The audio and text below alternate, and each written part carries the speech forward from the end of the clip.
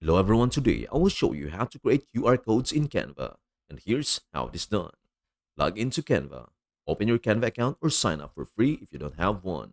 Start a new design by selecting a template size that fits your needs, such as a poster or flyer. Add the QR code generator. On the left side menu, scroll to Apps and click it. Search for QR code in the app search bar and select the QR code generator app. Enter your URL. In the QR code tool, type or paste the URL you want the QR code to direct to. Example, your website, social media page, or an event registration link.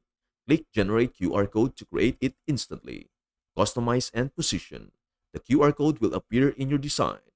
Drag it to your desired location and resize it if necessary. You can pair it with text or graphics to make it more appealing. Download or share. Once satisfied, click Share in the top right corner. Choose Download and select your file format, such as PNG or PDF, to save your design. And that's everything you need to know about how to create QR codes in Canva. Before we end, may I humbly ask you a favor?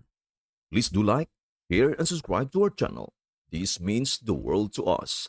Thank you so much for watching. We hope to see you in our next video.